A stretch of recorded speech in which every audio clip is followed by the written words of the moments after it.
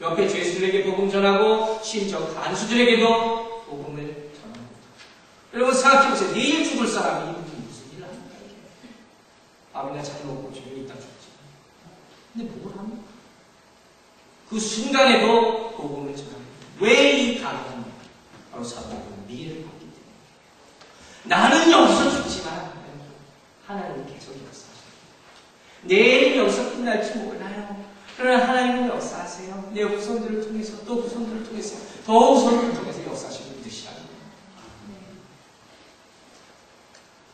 그리고 정말로 그가 죽은 지 참수형 당한 지 정확하게 300년 이후에 놀라운 일이 발생합니다.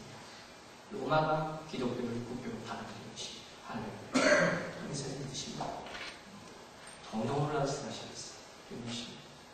사도가 이렇게 적립한 복음이 2000년 후에까지 지금 이 순간에까지 계속해서 전해져서 지금도 이 땅에 있는 수많은 안정민들을 일으키고 있다는 사실입니다. 사랑하는 성도 여러분, 이것이 하나님이 행하시는 기적의 역사예요. 오늘 여러분은 무엇을 바라보시겠습니까?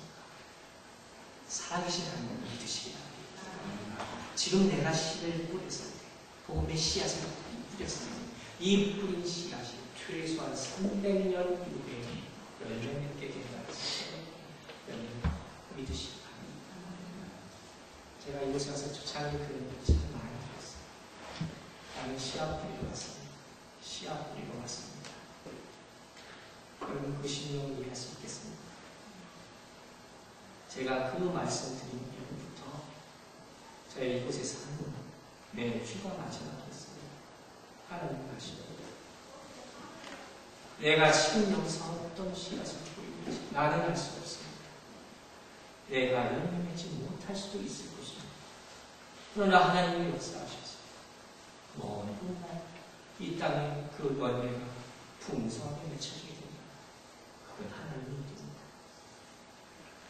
마지막으로 우리가 믿음의 씨앗을 뿌릴 때, 눈물로 뿌릴 때, 지금은 아프고 힘들지만 머지않은 이 땅이 옥토가 되리라는 것을 믿음의 눈으로 바라보실 수 있는 여러분 되시기 바랍니다.